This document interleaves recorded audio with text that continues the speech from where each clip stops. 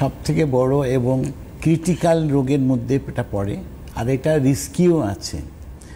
আজকে যার জন্য কি হয়, যারা সার্ভাইকেল নিয়ে ভুগছেন এরকম প্রচুর পেশেন্ট আছেন যারা কিন্তু দীর্ঘ বছর ধরে কষ্টই পাচ্ছেন। যেমন তাদের কি হয়, ঘাড় নাড়তে অসুবিধা থাকে, ডান হাত বা হাত তুলতে অসুবিধা হয়ে যায়, পিঠে ব্যথা থাকে। তারপরে সবথেকে বড় প্রবলেম যেটা হচ্ছে, যেটা বসে থাকলেও মাথা ঘোরে, দাঁড়িয়ে থাকলে মাথা ঘোরে, হাঁটা চলা করলে পরে মানুষ চোখে অন্ধকার দেখে। তো এই যে প্রবলেমসগুলো আছে এগুলো কিন্তু সবটাই ক্রিটিক্যাল প্রবলেম। আজকে এইখান থেকে প্রচুর মানুষের অ্যাক্সিডেন্ট পর্যন্ত হয়ে যাওয়ার সম্ভাবনা থাকে, হয়েও যায়। আর আজকের ডেটে তারপরে হচ্ছে যে আজকে সার্ভাইকেলের থেকে সবথেকে বড় আরেকটা রিস্কি প্রবলেম হচ্ছে, সেটা অনেক সময় হার্ট অ্যাটাকেরও প্রবলেম আসে।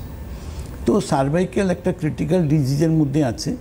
কিন্তু আজকে রঙ্গোলি আয়ুর্বেদিকে যারা সার্ভাইকেল নিয়ে এসছেন, বহু বছর কষ্ট পাচ্ছিলেন, তারা কিন্তু আজকে ডেটে সুস্থ আছেন।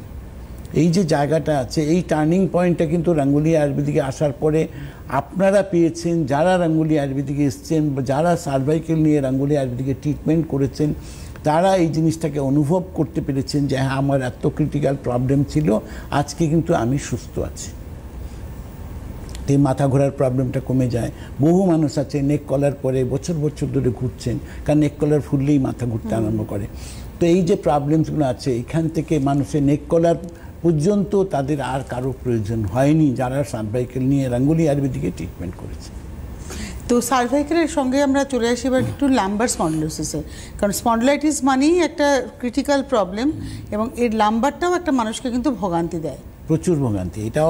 এটা রিস্কি নয়, কিন্তু ভোগান্তি প্রচুর। ভোগান্তি এরকম আছে, বহু মানুষ আছেন ওয়াকার নিয়ে হাঁটেন, বহু মানুষ আছেন চার পায়ে এগোলেন আর হাঁটতে পারছেন না, কোমরটা লক হয়ে যাচ্ছে, বসলে পরে উঠতে পারছেন না, উঠলে বসতে পারছেন না, শুলে পরে এপাশ ওপাশ করতে পারছেন না।